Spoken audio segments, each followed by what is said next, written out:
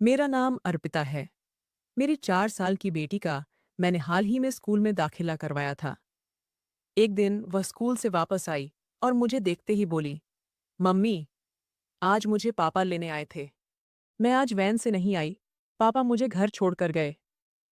ये सुनते ही मेरे पैरों तले की जमीन खिसक गई। मेरा दिल दहल गया। मेरी बेटी क्या बोल रही थी, ये सुनकर मेरे रोंगटे खड़े हो गए, क्योंकि मेरे पति की मृत्यु 2 साल पहले हो चुकी थी। 2 साल पहले उन्हें दिल का दौरा पड़ा था और उसी कारण उनकी मृत्यु हो गई थी।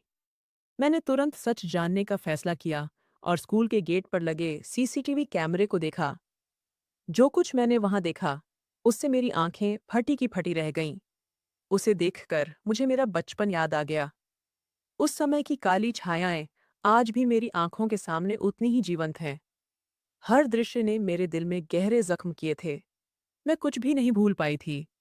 सब कुछ आज भी ताज़ा लगता है, क्योंकि भूतकाल का दुख भला कौन भूल सकता है। उस समय मेरी उम्र 15 साल थी, जब मेरी माँ की मृत्यु हो गई। हमारे परिवार में केवल 3 लोग थे, माँ, पिताजी और मैं उनकी लाडली बेटी थी। माँ के बाद उन्हें दूसरा बच्चा नहीं हुआ। माँ मुझसे बहुत प्यार करती थीं, मेरी बहुत देखभाल करती थीं। लेकिन एक दिन अचानक उनकी तबीयत बिगड़ गई और वह हमें छोड़कर इस दुनिया से चली गईं। न केवल इस दुनिया से, बल्कि मुझे और पिताजी को भी अकेला छोड़कर चली गईं। लेकिन सच कहूं तो केवल मुझे ही अकेला छोड़कर गईं, क्योंकि पिताजी ने कुछ दिनों बाद दूसरी शादी कर ली। उन्हें तो फिर से एक जीवन साथी मिल गया, लेकिन मेरे पास कोई नहीं था। माँ की मृत्यु के बाद शुरू में पिताजी की आंखों में कुछ आंसू थे। उन्होंने मुझ पर बहुत प्यार लुटाया, मुझे अपने पास रखा, मेरे बगल में सोते थे। लेकिन यह सुख ज्यादा समय तक नहीं टिका, क्योंकि कुछ महीनों बाद हमारे घर में एक अनजान औरत आई।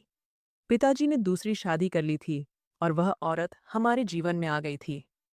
मेरे लिए वह पूरी तरह अनजान थी। जब वह पहली बार हमारे घर आई, तो उसकी आंखों में मेरे लिए न प्यार था, न अपनापन। जैसे मैं उसके लिए एक बोझ थी। उसने मुझे कभी प्यार से नहीं देखा और बाद में यह और स्पष्ट होने लगा। पिताजी धीरे धीरे बदलने लगे।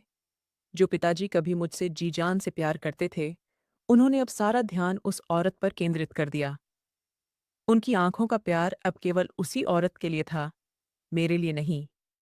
मैं चुपचाप यह सब देखती रही। पिताजी उसके साथ हंसते बोलते, उसके साथ खाना खाते, रात को उसकी कमरे में समय बिताते। और मैं अकेली, अपने पुराने कंबल में लिपटकर सोती थी। माँ ने मुझे कभी अकेला नहीं छोड़ा था। उनकी मृत्यु के बाद पिताजी मेरा सहारा थे, लेकिन दूसरी शादी के बाद उन्होंने मुझे पूरी तरह अकेला छोड़ दिया। मेरी सारी इच्छाएं, जिद, आंसू, इनका अब कोई मतलब नहीं रह गया था।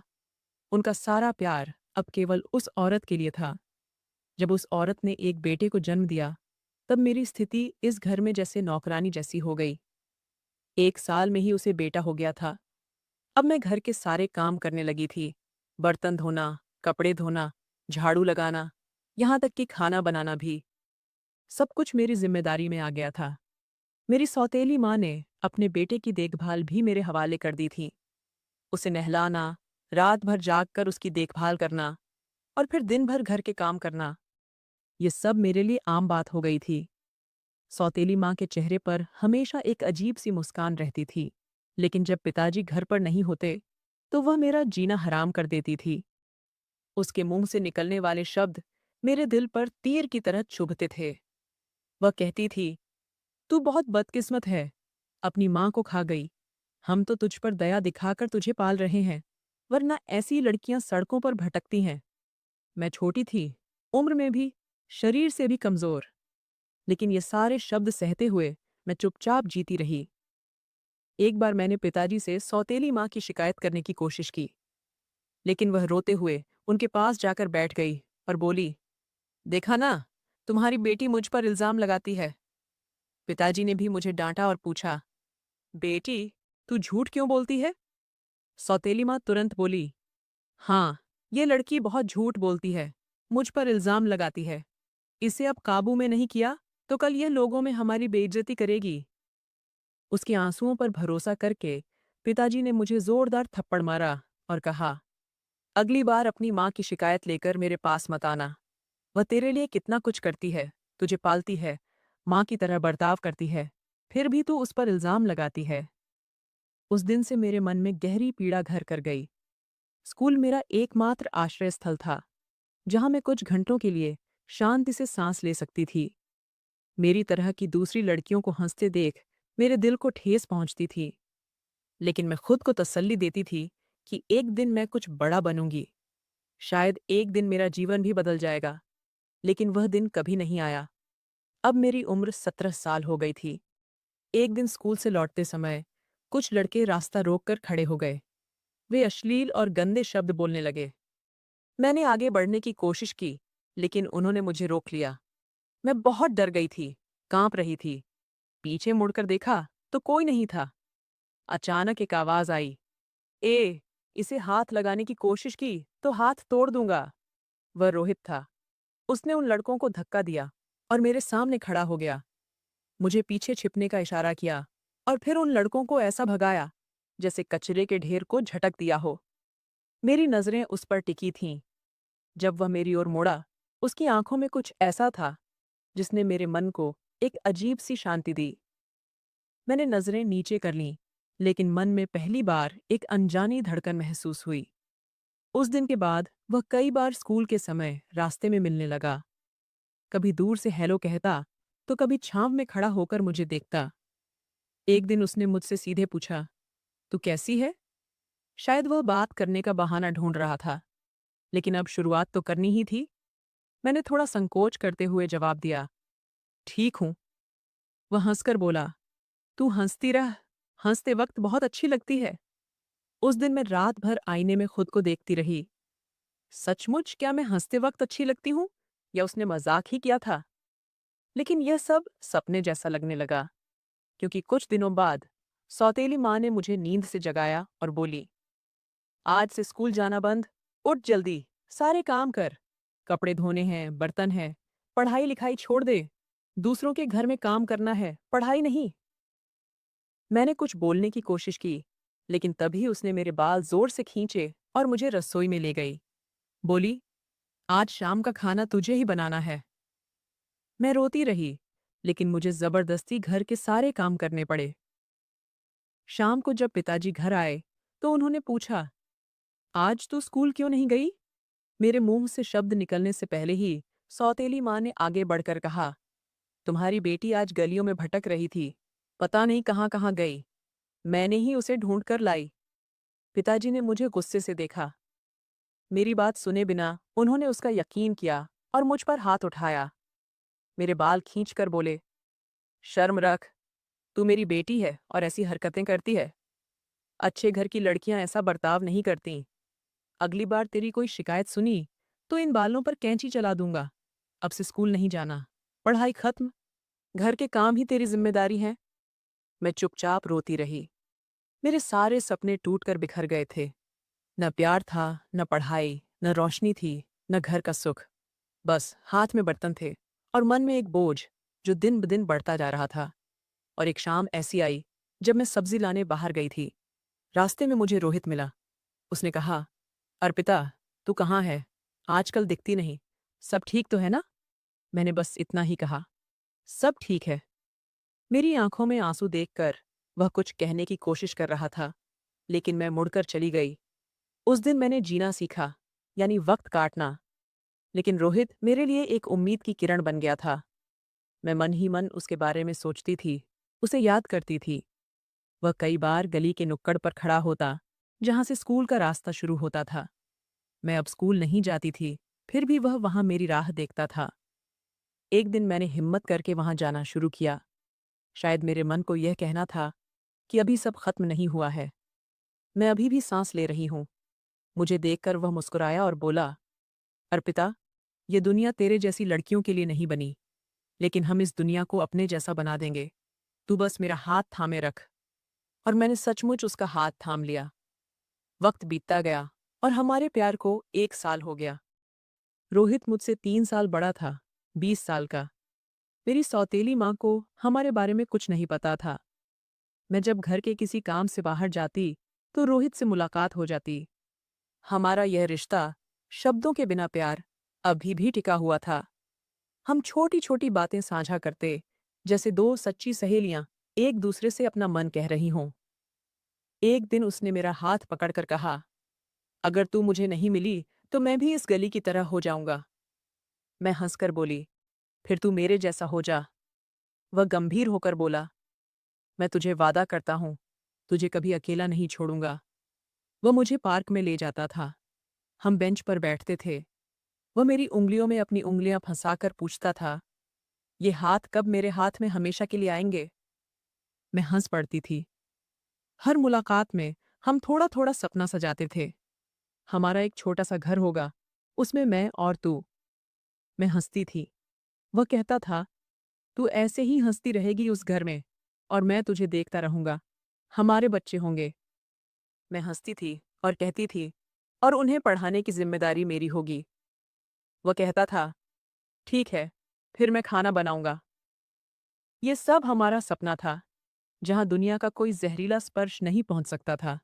लेकिन एक दिन वही हुआ, जिसका मुझे हमेशा डर था। मैं और रोहित पार्क के एक कोने में बैठे थे। मैंने उसका कंधा पकड़ा हुआ था, और वह किसी फिल्म के हीरो की तरह मुझे बता रहा था कि वह एक छोटा सा बिजनेस शुरू करने का सपना देख रहा है। अचानक मेरे गाल पर एक जोरदार थप्पड़ पड़ा। मैंने डर कर ऊपर देखा, तो वह थी मेरी सौतेली माँ। उसकी आंखों से जैसे खून टपक रहा था। उसने मुझे हाथ पकड़कर इतनी जोर से खींचा कि मैं सीधे जमीन पर गिर पड़ी।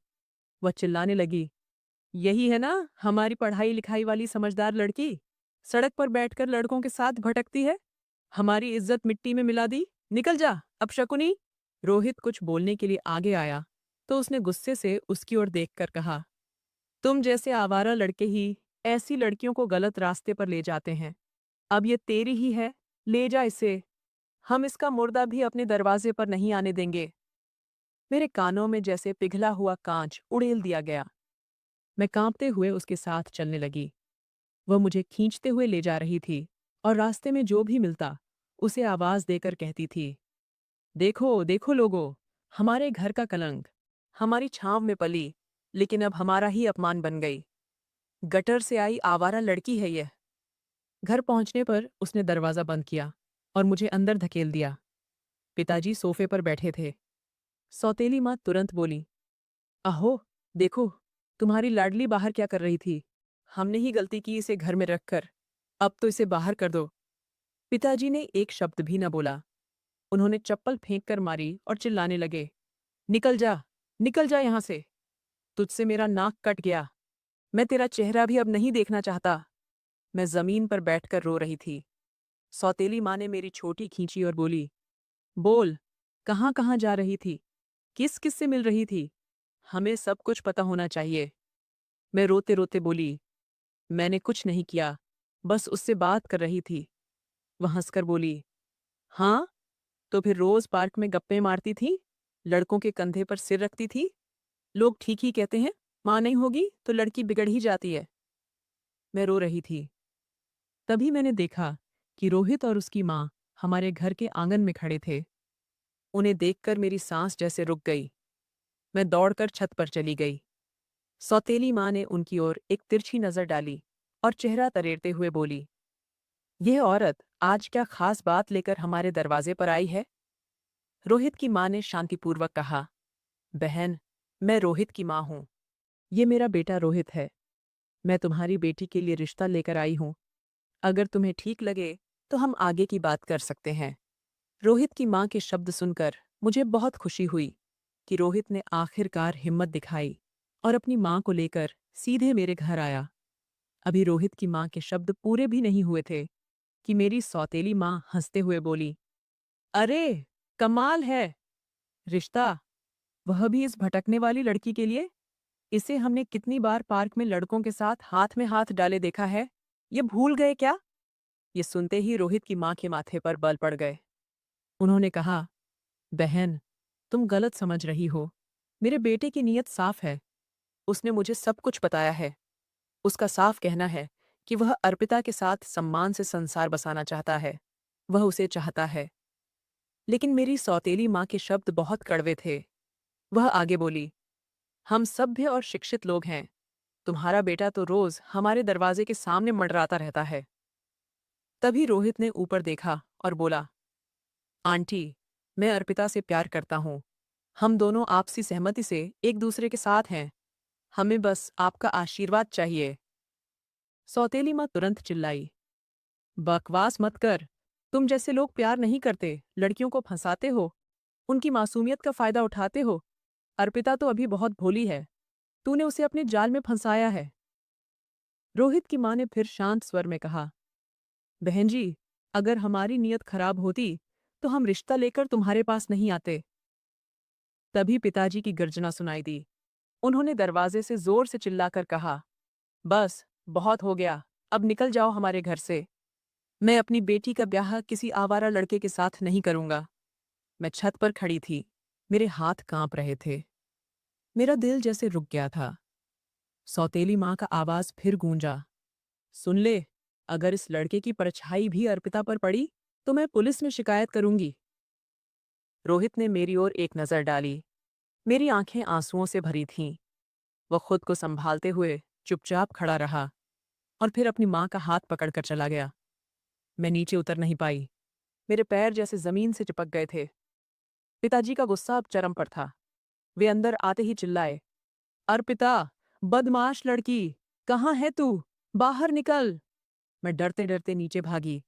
मेरे पैर कांप रहे थे, लेकिन चेहरा साफ बता रहा था कि मैंने कुछ गलत नहीं किया। मैंने कहा, पिताजी, मेरी बात सुनिए, मैंने कुछ गलत नहीं किया। लेकिन उन्होंने मुझे सुनते ही एक जोरदार थप्पड़ मारा। उनकी आवाज बहुत तेज थी। सौतेली माँ तुरंत बोली, इसने हमारे घर की इज्जत मिट्टी में मिला दी। मोहल्ले में हमारा नाक कट गया। क्या कम था कि यह लड़कों के साथ इधर उधर घूम रही थी? मैं आंसुओं से भरी आंखों के साथ बोली, पिताजी, वह रोहित था। उसने सम्मान से मेरा हाथ मांगने के लिए रिश्ता भेजा था। सौतेली माँ तुरंत चिल्लाई, सम्मान से? अरे अर्पिता, बेशर्मी की भी कोई हद होती है। लोगों के सामने रुसवाई करके अब कहती है कि वह इज्जत से आया था। मैंने तुम दोनों को पार्क में देखा था। गलत हालत में थी तू उसकी बाहों में। इससे पहले मैं मर जाती तो अच्छा होता। पिताजी ने कुर्सी पर जोर से हाथ पटका।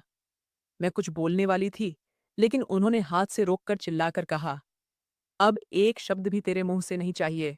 आज से अगर वह लड़का यहां दिखा तो याद रख, मैं तुझे जिंदा नहीं छोड़ूंगा। मेरे कानों में एक ही बात गूंज रही थी, इसने मेरी इज्जत मिट्टी में मिला दी। मैं चुपचाप खड़ी रही।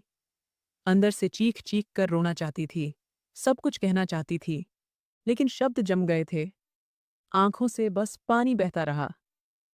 अगले दिन सौतेली माँ ने एक रिश्ता देखने वाली औरत को बुलाया और जोर से बोली, रिश्ता चाहे जैसा हो, आज ही इसका रिश्ता पक्का करना है।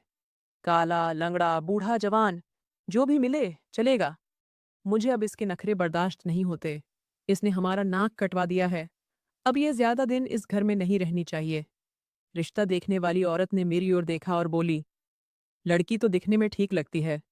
सौतेली माँ ने नाक सिकोड़ते हुए कहा, लड़कों के साथ बगीचे में घूमने वाली लड़की भला कभी ठीक हो सकती है? समझी? तू चुप रहती है, लेकिन तेरी आंखें और हरकतें सब कुछ बोल देती हैं। मैं सिर झुकाकर चुपचाप बैठी रही, जैसे मेरा वजूद मेरे खिलाफ गवाही दे रहा हो।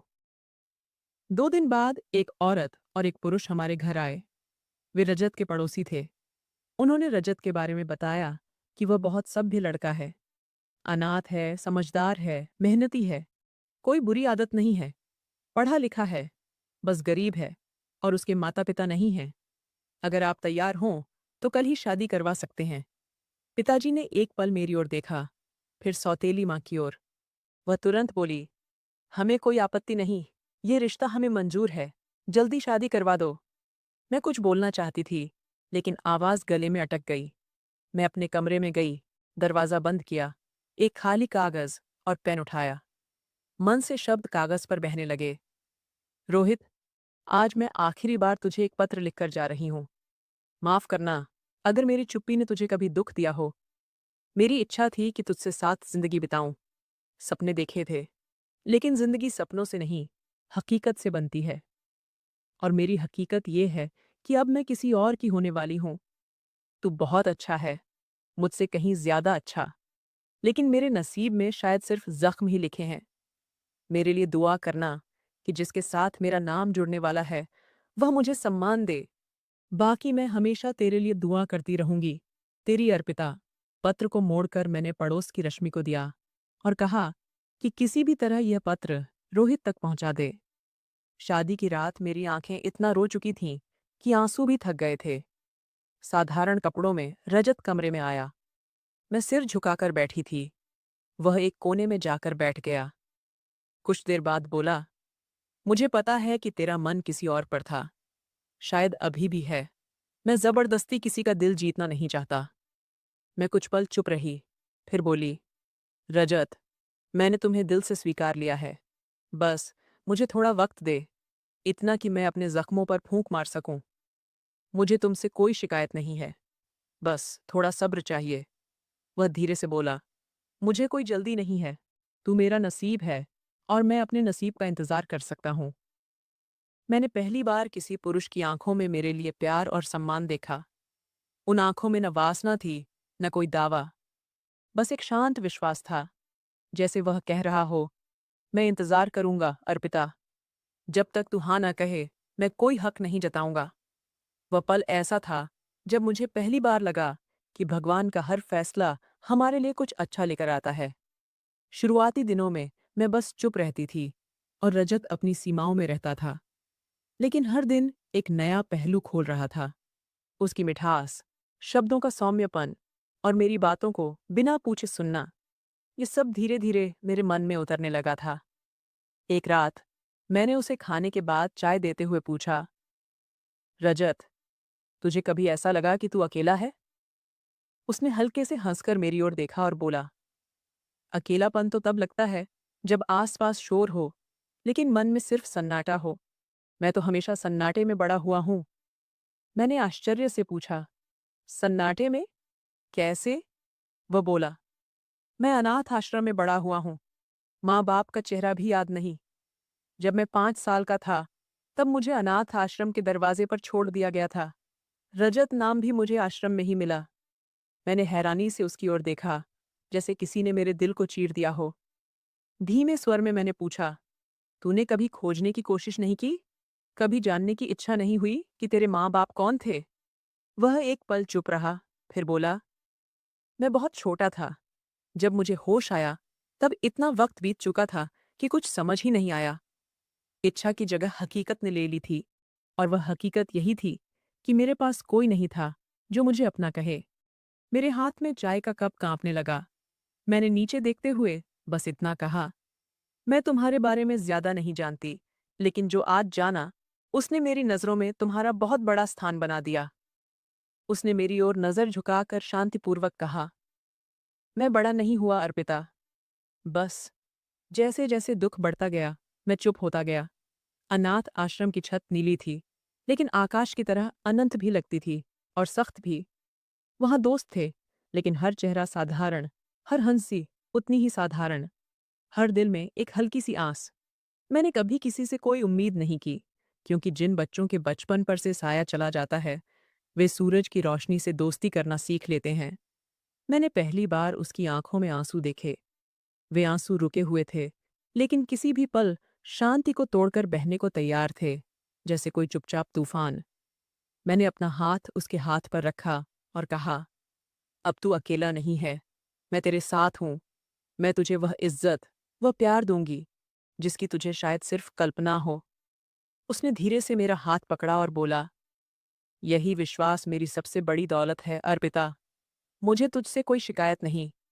मैं तुझ पर कभी जबरदस्ती नहीं करूंगा कि तू मेरे अतीत का बोझ उठाए, लेकिन अगर तू मेरा वर्तमान संवार दे तो मुझे जीने की कला आ जाएगी।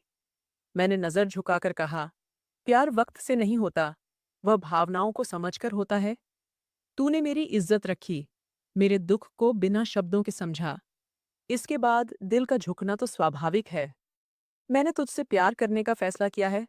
तेरा जीवन प्यार से भर दूंगी और तेरे लिए एक दुआ बनकर जीऊंगी। उस पल मैंने न कोई सौगंध खाई, न कोई दावा किया। बस मन से स्वीकार किया कि अब यह रिश्ता सिर्फ बचा नहीं है, बल्कि एक नए सफर की शुरुआत है। जहाँ प्यार है, विश्वास है और दो टूटे हुए दिलों को जोड़ने की तड़प है। हमारा प्यार कब बढ़ा, कैसे फला फूला, कुछ समझ ही नहीं आया। जैसे हर भावना खुद अपनी मौजूदगी बताने लगी थी। हर वचन अपने आप बोल गया था। हर रात सोने से पहले वह बातें, माथे पर वह शांत स्पर्श, और सुबह आंख खुलते ही उन आंखों में खुद को देखना। सब कुछ इतना नरम, इतना परिपूर्ण लगने लगा था, जैसे जिंदगी अब इस दायरे में ठहर गई थी। और फिर अगले महीने वह खुशी की खबर आई, जिसने मेरे पूरे वजूद को सुगंध से भर दिया। मैं गर्भवती थी। यह खबर मेरे अंदर की सारी शांति को आनंद से भर गई। रजत ने सुना, एक पल चुप रहा, फिर मेरी गोद में सिर रखकर बस इतना बोला। मेरी सांस जैसे रुक गई, खुशी से, फिक्र से और विश्वास से। वह बोला, अब मैं सिर्फ तुझसे ही नहीं, तुम दोनों से प्यार करता हूं। उन दिनों वह मुझे कहीं जाने नहीं देता था। काम पर जाता तो बार बार फोन करके पूछता, कुछ खाया, ठीक से सांस ले रही है ना। मैं हंस पड़ती तो वह कहता, मेरा बच्चा हंसने वाली माँ से जन्म लेना चाहिए, रोने वाली से नहीं। मैं पूछती, लड़की होगी या लड़का। वह हंसकर कहता, जो भी होगा तुझ पर जाना चाहिए, क्योंकि तू उसकी माँ है, और यही मेरे लिए सबसे गर्व की बात है।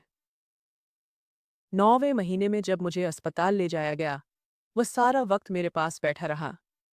मेरी उंगलियों को कसकर पकड़कर वह बार बार मेरे लिए दुआ मांग रहा था। बोला, पता है अर्पिता, आज पहली बार मुझे बहुत डर लग रहा है। ऐसा लग रहा है कि कुछ खो न जाए। मैं बस तेरी और हमारे बच्चे की सलामती के लिए दुआ कर रहा हूँ। तू बस सलामत रह।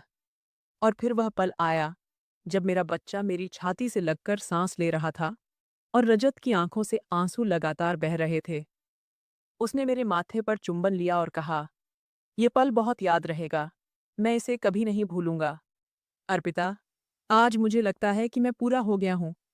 सब कुछ ठीक चल रहा था। जिंदगी एक प्यार के दायरे में घूम रही थी, और इस दायरे में हमारे सपने भी थे। लेकिन अचानक एक रात उसके सीने में दर्द हुआ। उसने सीने पर हाथ रखकर मुझे बताया, अर्पिता, दिल में कुछ चुभ रहा है।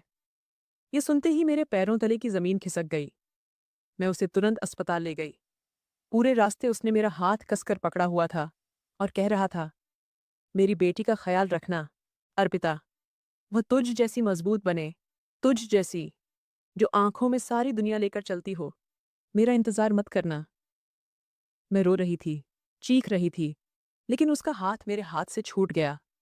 और फिर ऐसी शांति छा गई, जो मेरे वजूद पर गहरे उतर गई, और शायद यह जिंदगी भर खत्म होने वाली भी नहीं थी। अस्पताल के उस सफ़ेद बिस्तर पर उसका शरीर निश्चल पड़ा था, लेकिन उसकी मजबूत पकड़ मेरे दिल पर अभी भी वैसी ही थी। कुछ दिन बीते थे। मेरे आंसू भी सूखे नहीं थे कि फोन बजा और सौतेली माँ की आवाज आई, सुना, तेरा पति मर गया। अब वापस आने के सपने भी मत देखना। हमने तुझे भेजकर अपना फर्ज पूरा किया। अब तू और तेरा बच्चा हमें मुंह मत दिखाना। मैं चुप रही और मन ही मन ठान लिया कि मैं वहां वापस क्यों जाऊंगी। वहां बचा ही क्या है मेरे लिए, जहां सिर्फ इल्जाम ही इल्जाम थे और प्यार कुछ भी नहीं। मैं अपनी बेटी नेहा को सीने से लगाकर बैठी थी, सोच रही थी कि अब जिंदगी मुझे कहाँ ले जाएगी। लेकिन एक बात पक्की थी, मैं रजत की बेटी को ऐसी औरत बनाऊंगी जिसे कभी किसी के सामने झुकना न पड़े, जो आंखों में आंखें डालकर जवाब दे। नेहा को गोद में लेकर मैं अपने टूटे हुए संसार को आंखों के सामने बिखरा हुआ देख रही थी। शुरुआती दिन बहुत मुश्किल थे। कुछ समझ नहीं आता था।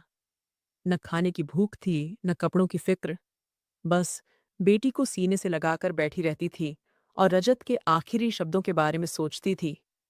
मेरी बेटी तुझ जैसी मजबूत बने, मैं खुद को बार बार कहती थी। अर्पिता, अब तेरी बेटी को तेरा टूटा हुआ रूप नहीं दिखना चाहिए। धीरे धीरे मैंने खुद को संभालना शुरू किया, कपड़े धोने शुरू किए, खाना बनाना शुरू किया। नेहा खुश रहती थी और मन में हमेशा दुख का बोझ बना रहता था। मैंने हर दरवाज़ा खटखटाया, लोगों से बहुत कुछ सीखा। एक पुरानी सिलाई मशीन खरीदी और मोहल्ले की औरतों से कहा, अपने बच्चों के कपड़े मेरे पास सिलने के लिए दो। मैं कम पैसे लूंगी, लेकिन काम अच्छा करूंगी। शुरुआत में 1-2 औरतें आईं। किसी ने दुपट्टा दिया, किसी ने साड़ी का पेटीकोट, किसी ने ब्लाउज, और बोली, अर्पिता बहन, तेरी सिलाई बहुत साफ है। मैं शांतिपूर्वक काम करती रही। दिन रात सिलाई में डूबी रहती थी। मुझे ऋतुओं का भी पता नहीं चलता था। बस सुई की नोक पर मेरे सपने उलझे हुए थे। 4 साल ऐसे ही बीत गए। नेहा अब 4 साल की हो गई थी। मैंने हिम्मत करके उसे पास के स्कूल में भर्ती करवाने का फैसला किया। एडमिशन फॉर्म भरते समय जब उसका नाम लिखने का क्षण आया, मेरे हाथ कांपने लगे। पिता के नाम की जगह पर नाम लिखते वक्त मेरी आंखों के सामने वह आखिरी पल तैर गया। उसका कांपता हुआ हाथ और वह आखिरी शब्द, मेरी बेटी तुझ जैसी मजबूत बनेगी। मैंने आंसू पोंछे, फॉर्म भरा और नेहा का छोटा सा हाथ पकड़कर उसे स्कूल के गेट पर खड़ा किया। वह मेरी ओर देखकर बोली, मम्मी, मैं रोज स्कूल जाऊंगी ना? मैंने सिर हिलाया और कहा, हाँ बेटा, तू रोज स्कूल जाएगी, पढ़ेगी, आगे बढ़ेगी। उसने मुस्कुराकर जवाब दिया, तो मैं भी तुम्हारी तरह बड़ी होकर काम करूंगी। मैंने उसे प्यार से गले लगाया और कहा, नहीं बेटा, तू मम्मी जैसी नहीं बनेगी, तू मुझसे भी बहुत अच्छी बनेगी। तेरे लिए सिलाई मशीन नहीं, तेरे लिए तो कलम है और शिक्षा का वरदान है। स्कूल का पहला दिन था। मैं दरवाजे के बाहर तब तक खड़ी रही जब तक उसका आखिरी पीरियड खत्म नहीं हुआ। वह बाहर आई, खुशी से चहकते हुए बोली, मम्मी, आज टीचर ने मुझे स्टार दिया और कहा कि नेहा बहुत होशियार लड़की है।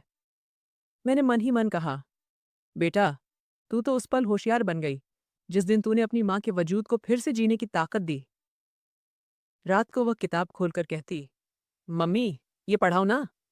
और मेरे थके हुए हाथ भी उसकी आवाज में जीवंत हो उठते थे। फिर ये रोज का रूटीन बन गया। मैं उसे तैयार करती, फिर खुद मशीन पर बैठती। वह स्कूल जाती और लौटकर दिन भर की बातें सुनाती। उस दिन नेहा स्कूल से घर आई। उसके चेहरे पर एक अलग सी मुस्कान थी। जूते उतारकर वह शरारत से मेरे पास आकर बैठ गई। मैंने मशीन बंद की और पूछा, क्या हुआ? आज मेरी बेटी इतनी खुश क्यों है? वह धीमे स्वर में बोली, मम्मी, तुम्हें पता है, आज मुझे पापा मिलने आए थे। मेरे हाथ से धागे की नल्ली नीचे गिर पड़ी। दिल की धड़कन एक पल के लिए रुक गई। मैंने डरते हुए पूछा, क्या कहा तूने? वह बोली, हाँ, पापा आए थे। वे स्कूल के गेट पर खड़े थे। मैं छुट्टी के बाद बाहर आई तो उन्होंने मुझे पुकारा, नेहा बेटा। वे मेरे पास आए और बोले कि मैं बहुत बड़ी हो गई हूँ। फिर पूछा कि मुझे ड्राइंग आती है क्या? मैंने कहा, नहीं, मुझे नहीं आती। तो उन्होंने कहा कि वे मुझे सिखाएंगे।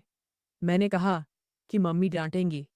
तो वे बोले, नहीं बेटा, मम्मी को मत बताना, ये हमारा राज है। उसके ये शब्द सुनकर मैंने उसका हाथ जोर से पकड़ा और पूछा, नेहा, उसने तुझे हाथ तो नहीं लगाया ना बेटा? वह हंसकर बोली, नहीं मम्मी, उन्होंने बस बात की और थोड़ी देर रुककर चले गए। मैं बहुत बेचैन हो गई। सारा दिन परेशान रही। अगले दिन सुबह मैं नेहा को लेकर उसके स्कूल गई। स्कूल के गेट पर खड़े चौकीदार से पूछा, यहाँ कोई अनजान व्यक्ति बच्चों से बात करने आता है क्या? वह बोला, नहीं मैडम, ऐसा कोई नहीं आता। सभी माता पिता ही बच्चों को लेने आते हैं। आप किसके बारे में बात कर रही हैं? मैंने उससे कोई जवाब नहीं दिया और सीधे प्रिंसिपल के केबिन में गई।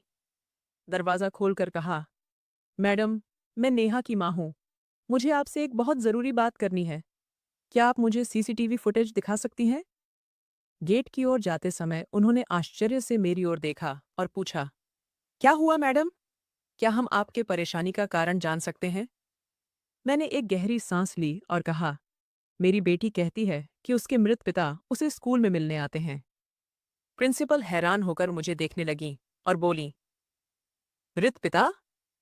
मैंने कहा, हाँ, मेरे पति की मृत्यु 4 साल पहले हो चुकी है और अगर कोई अनजान व्यक्ति उसे अपनी बेटी कह रहा है तो मुझे जानना है कि वह कौन है। मुझे यह समझना बहुत मुश्किल हो रहा है कि यह कौन सा अज्ञात व्यक्ति है जो बार बार मेरी बेटी के पीछे पड़ा है। कहीं कोई अपहरण करता तो नहीं? उन्होंने शांतिपूर्वक जवाब दिया, ठीक है मैडम, हम आपकी मदद करेंगे। उन्होंने तुरंत स्टाफ को बुलाया और कल की सीसीटीवी फुटेज निकालने को कहा। वीडियो शुरू हुआ। नेहा गेट से बाहर आते दिखी और फिर कैमरे के कोने में एक पुरुष की मौजूदगी दिखी। मैंने उसका चेहरा देखते ही सांस रोक ली। मेरी आंखें फटी की फटी रह गईं। वह कोई और नहीं, रोहित था। वही चेहरा, वही नज़र, कुछ भी नहीं बदला था। वह झुककर मेरी बेटी से कुछ बात कर रहा था। फिर हंसकर उसने कुछ इशारा किया। नेहा हंसी, फिर आगे बढ़ गई। वह सिर झुकाकर उसकी ओर झुका और फिर 2 कदम पीछे हट गया। अगले दिन मैं स्कूल के बाहर छुट्टी के समय से पहले ही पहुंच गई। गेट के पीछे की दीवार की छांव में खड़ी थी। छुट्टी का समय होते ही बच्चे बाहर आने लगे और वह आया। गेट से थोड़ी दूरी पर खड़ा हो गया। नेहा बाहर निकली तो वह उसके पास गया। उसने कहा, नेहा बेटा। एक पल के लिए नेहा रुकी, लेकिन फिर आगे बढ़ गई। उसे मेरी मौजूदगी का अंदाजा भी नहीं था। मैंने जोर से चिल्लाया, क्या सिखाने वाला है मेरी बेटी को? झूठ बोलना? वह चौंक गया, पीछे मुड़ा और बोला, अर्पिता, तू? मैं उसके बिल्कुल करीब पहुंच गई। मेरी आवाज सुनकर नेहा डर गई। मैंने बहुत कोशिश की थी कि नेहा को रोहित से दूर रखूं, लेकिन नेहा और उसका जिद, उसकी विनती और रोहित का बार बार स्कूल के बाहर आना, यह सब मुझे थका गया। एक दिन मैंने खुद से कहा, अगर यह आदमी सचमुच मेरी बेटी से मिलना चाहता है, तो देखते हैं कितने दिन मिलता है और कब थकता है। उस दिन मैंने कुछ नहीं कहा और नेहा को जबरदस्ती घर ले आई, लेकिन नेहा फिर भी उससे मिलती रही। रोहित थकता नहीं था। वह रोज स्कूल के बाहर आता, कभी नेहा के लिए रंग लाता, कभी चॉकलेट्स और खिलौने, तो कभी उसे पसंद की कहानी की किताबें। नेहा इतनी खुश हो जाती थी जैसे सालों बाद उसे कोई अपनी पहचान वापस मिली हो। मुझे लगने लगा कि वह मेरी बेटी को संभालना जानता है। उसके मासूम सवालों का वह शांतिपूर्वक, प्यार से जवाब देता था। उसके व्यवहार को समझता था। और एक दिन नेहा बोली, मम्मी, पापा कहते हैं कि अगर तुम इजाज़त दो तो वे हमें आइसक्रीम खाने ले जाएंगे। मैंने एक पल उसकी आंखों में देखा। वह बहुत खुश थी। रोहित के साथ उसे बहुत अच्छा लगता था। वह सिर्फ पूछ नहीं रही थी, बल्कि प्यार से विनती कर रही थी। मैंने उसके मासूम आनंद को देखकर हाँ कह दिया और फिर हम तीनों एक पार्क के कोने में बेंच पर बैठे थे। नेहा के हाथ में उसकी पसंदीदा फ्लेवर की आइसक्रीम थी और वह मज़ा लेते हुए खा रही थी, थोड़ा थोड़ा नीचे गिरा रही थी। रोहित ने टिश्यू निकालकर उसके हाथ साफ किए और फिर मेरी ओर देखने लगा। उस नज़र में कोई दावा नहीं था, बस एक सवाल था। मैंने चेहरा फेर लिया। तब उसने धीरे से कहा, अर्पिता, मुझे तुझसे बात करनी है। मैंने कहा, नेहा के सामने ऐसा कुछ मत बोल जो उसे उलझन में डाल दे। उसने सिर झुकाया और बोला, मैं तेरे पति के अंतिम संस्कार में आया था, पीछे खड़ा था, आगे आने की हिम्मत नहीं हुई, बस दूर से देख रहा था। तेरे चेहरे पर एक शांति थी, जैसे तूने बहुत कुछ सहन करके आखिरकार उसे पा लिया हो। मैं तुझे अपना पति नहीं बना सका, तेरे जीवन में शामिल नहीं हो सका। मैं हैरान होकर रोहित की ओर देखने लगी। मैंने कहा, तुझे अंदाजा है कि तेरा इस तरह फिर से लौटना मेरे जीवन में कितना बड़ा उलझन पैदा कर रहा है? नेहा तुझे पापा कहती है और मुझे नहीं पता कि तू कब फिर से चला जाएगा। उसने तुरंत जवाब दिया, मैं जाने के लिए आया ही नहीं हूं अर्पिता। मैंने अब ठान लिया है कि हमेशा तेरे साथ रहूंगा, तेरी और तेरी बेटी की जिम्मेदारी उठाऊंगा। सिर्फ नेहा के लिए नहीं, तेरे लिए और अपने प्यार के लिए भी। मैंने हंसकर कहा, तुझे क्या हक था मेरे लिए कुछ भी होने का? मुझे तेरे जीवन से बाहर धकेल दिया गया था। वह बोला, लेकिन अब वक्त बदल गया है। तब मैं कमजोर था, डरपोक था, दुनिया के डर से पीछे हट गया था, लेकिन अब मुझे कुछ भी खोने का डर नहीं है। नेहा बीच में पूछने लगी, मम्मी, क्या हम रोज पापा के साथ पार्क जा सकते हैं? मेरी बेटी उसे हर बार पापा ही कहती थी, क्योंकि रोहित ने उसे कहा था, मुझे पापा ही कह। वह उसे अंकल नहीं कहती थी। रोहित ने हंसकर नेहा को जवाब दिया, बेटा, मैं तेरा पापा ही हूं। मुझे बहुत अच्छा लगता है जब तू मुझे पापा कहती है। मैंने तुरंत कहा, बेटा, यह सब इतना आसान नहीं होता। हर चीज की एक मर्यादा होती है, एक सही वक्त होता है और एक सच होता है जिसे नजरअंदाज नहीं किया जा सकता। रोहित ने मेरी बात काटते हुए कहा, क्या सच कि हमसे गलतियां हुई थीं? शायद तूने बहुत कुछ सहन किया, लेकिन अब मैं हमेशा ठहरने का इरादा करके आया हूं। मैंने थोड़ा गुस्से में कहा, इरादे सिर्फ शब्दों में नहीं होते, उनके साथ अतीत का बोझ भी होता है, जिसे हर कोई नहीं उठा सकता। वह बोला, अगर तू मेरा हाथ थाम ले तो मेरे लिए सब कुछ आसान हो जाएगा। सब कुछ मुमकिन हो जाएगा। मैंने नेहा की ओर देखा। वह बेंच के पीछे कुछ ढूंढ रही थी। मैंने कहा, मेरी एक ही शर्त है। अगर तू एक बार फिर नेहा के जीवन से चला गया तो मैं तुझे कभी माफ नहीं करूंगी। मैं बार बार खुद से नजर चुरा रही थी। आईने में अपना चेहरा देखने की हिम्मत नहीं हो रही थी। रोहित का हर व्यवहार, हर विचार, हर स्पर्श मुझे एक ओर खींच रहा था और मेरा अंतर्मन दूसरी ओर। एक दिन मैंने खुद से पूछा, ये सब गलत है क्या? और तुरंत जवाब दिया, हाँ, शायद गलत ही है, क्योंकि मैं अभी भी किसी और की विधवा हूं। जिस आदमी की पत्नी थी, वह अब इस दुनिया में नहीं है, लेकिन उसके नाम से जुड़ी मेरी वफादारी अभी भी जिंदा है। लेकिन रोहित की मौजूदगी जैसे उस वफादारी का गला घोंट रही थी। वह मेरे अंदर एक ऐसी कोमलता पैदा कर रहा था जो मैंने सालों से महसूस नहीं की थी। वह रोज शाम को दरवाजा खटखटाता और कहता, अर्पिता, नेहा को बाहर ले आ, कहीं घूमने चले। और मैं इस बहाने उसके साथ चली जाती। एक दिन मैंने उससे पूछा, तुझे मेरे लिए दया आती है या कुछ और? वह गंभीर हो गया और बोला, अर्पिता, दया तो किसी छोटे बच्चे के लिए होती है। मैं तेरे साथ रहना चाहता हूं, हर दिन, हर पल। मैंने सख्ती से कहा, यह सब आसान नहीं है रोहित। मैं हर दिन अपने मृत पति की आत्मा की शांति के लिए प्रार्थना करती हूँ और शाम को तेरे साथ बैठकर चाय पीती हूँ। तुझे लगता है कि यह मेरे लिए कुछ नहीं है? वह बोला, तो क्या तू यह सब मजबूरी में करती है? मैं चुप रही। उसने मेरे हाथ की ओर इशारा करते हुए कहा, यह हाथ मैंने नहीं पकड़ा था। हर बार तूने ही इसे आगे किया है अर्पिता। तुझे खुद से लड़ने की जरूरत नहीं है। मैं तुझ पर कभी जबरदस्ती नहीं करता। उस रात मुझे नींद ही नहीं आई। मैं बस एक ओर से दूसरी ओर करवटें बदलती रही। मेरे पति की यादें, उनकी बातें, उनके साथ बिताया हर पल, सब कुछ किसी फिल्म की तरह आंखों के सामने घूम रहा था। साथ ही रोहित की मौजूदगी, उसकी बातें, उसकी शांति, उसकी मदद, मेरी बेटी के लिए उसका प्यार, उसकी आंखों में हंसी, सब उस फिल्म का हिस्सा बन गया था।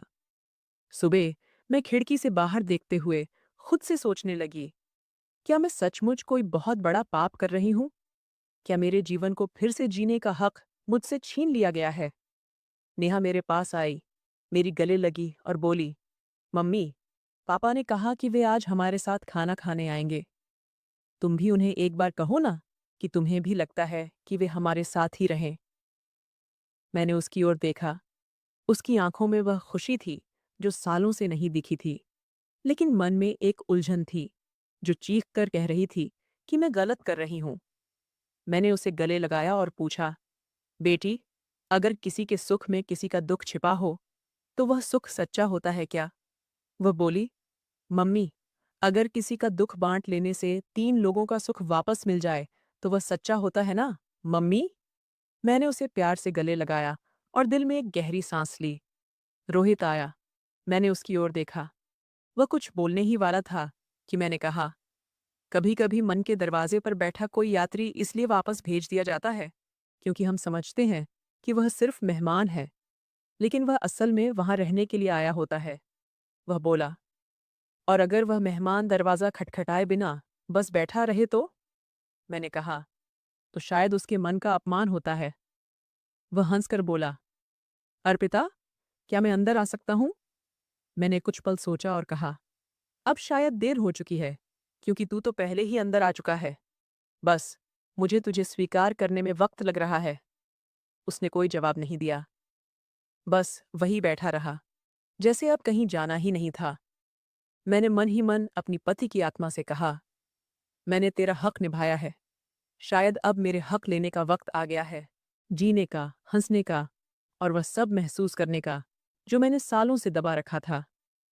रोहित बहुत अच्छा इंसान था।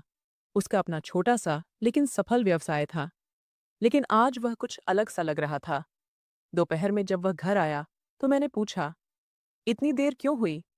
उसने नजरें झुकाकर जवाब दिया, पंडित जी के पास गया था। मैंने आश्चर्य से पूछा, किस लिए? वह कुछ पल चुप रहा, फिर बोला, ये पूछने गया था कि विधवा औरत से शादी करना सही है या नहीं। मेरे हाथ कांपने लगे। मैंने नजरें फेर लीं और पूछा, पंडित जी ने क्या कहा? वह धीरे से बोला, उन्होंने कहा कि यह तो बहुत अच्छी बात है। अगर किसी बेसहारा को सहारा देना हो, तो तुझ जैसे इंसान के करने से बड़ा पुण्य का काम और कोई नहीं हो सकता। विधवा हो या अविवाहित, अगर वह अकेली है, तो उसकी रक्षा करना, उसे साथ देना और सहारा देना, शादी से बेहतर और कोई रास्ता नहीं हो सकता। मैं कुछ पल चुप रही, बोल नहीं पाई। मन में एक अजीब सी बेचैनी थी, जैसे सालों से बंद कोई दरवाजा खुलने वाला हो। नेहा उस वक्त आंगन में खेल रही थी।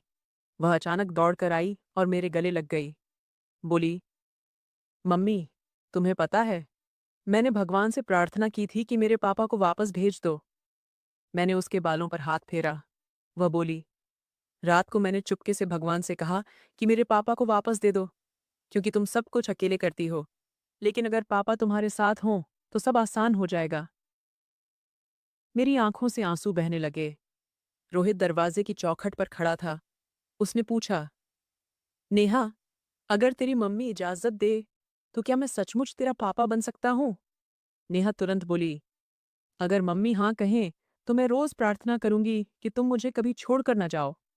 रोहित ने मेरी बेटी को वचन दिया और कसम खाई, मैं तुम दोनों को कभी अकेला नहीं छोड़ूंगा, हमेशा तुम्हारे साथ रहूंगा। मैंने भी मन ही मन कहा, काश ऐसा ही हो। भगवान तो मन की प्रार्थनाएं भी सुनता है। शायद आज वह दिन है। अगले दिन मैं और रोहित मंदिर गए और शादी कर ली। शादी बहुत शांत और सादगी से हुई।